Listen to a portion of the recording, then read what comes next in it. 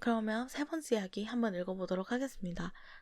때는 막 제비가 날아들 여름 무렵. 때는 대머리 아저씨의 머리가 반짝일 한여름 무렵. 저는 이유 없이 기분이 나빠져 있는 질풍노도의 시기였습니다. 그러던 어느 날 어머님께서 성적표를 들고 오시더니 성적이 이게 뭐냐며 저를 다그치시더군요. 저는 그때 왠지 모르지만 엄청 화가 나서 어머니가 들고 계신 성적표를 뿌리치고 방에 들어가서 문을 잠궜습니다.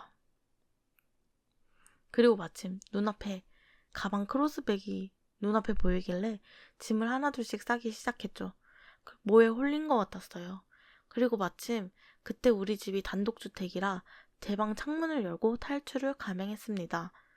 마침 턱이 무진장 높았는데 제 방 앞에 에어컨 실외기가 있어서 그걸 밟고 내려올 수 있었습니다. 근데 어머나 세상에 바로 앞에 할머니가 계시네요. 손자야, 어디 가니?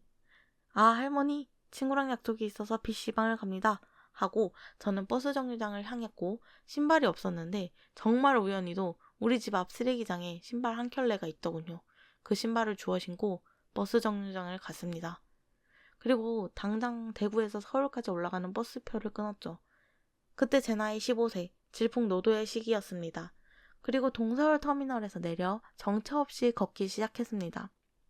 그리고 시간은 흘러 저는 분명 낮에 가출을 했는데 어느덧 해가 지고 담배를 피우는 불량배 아저씨들이 나오기 시작하더군요.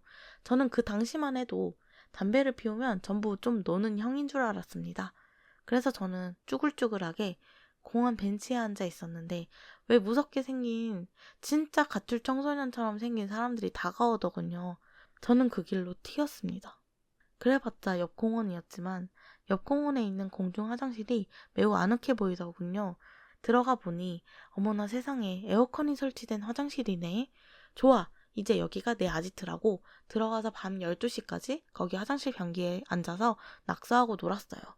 심심해서 헬리콥터도 적어보고 그 당시 제 수중에는 그때 4만 원의 돈이 있었는데 눈앞에 편의점이 있길래 들어가서 육포를 사 먹었어요.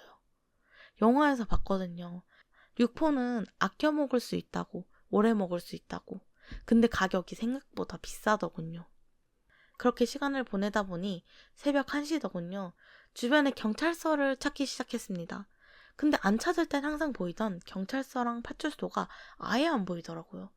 그래서 정처 없이 길을 걷기 시작했죠. 터벅터벅 거리면서 가는데 표지판을 보니까 저쪽에 검찰청이 있대요. 근데 저는 그 당시에 경찰서와 검찰청이 무슨 차이인가 하다가 이름 비슷하니 똑같겠지 하고 검찰청 표지판을 따라 걷기 시작했어요. 마침 검찰청이 앞에 나오대요. 이리 보고 저리 봐도 생긴 건 법원같이 생겼지. 경찰차는 없지. 불은 다 꺼져 있지. 그래서 앞에서 그냥 쭈그리고 앉아 있었어요. 근데 갑자기 경찰차가 쭉 들어가더니 웬 취객을 데리고 내리는 거예요. 그래서 보니까 앞에 지금 생각해보면 당직실 비슷한 거기에 집어넣길래 아 그래 이거다 했죠. 경찰 아저씨들 그냥 지나가길래 안녕 해주고 더 신기한 건 경찰 아저씨가 그냥 갔어요. 뭐지? 그 시간대에 제가 애였는데 하긴 그때부터 좀 늙어 보이긴 했어요. 애처럼은 안 보이긴 했어요. 아무튼 그래서 당직실 문도 받겠다 문을 똑똑했죠.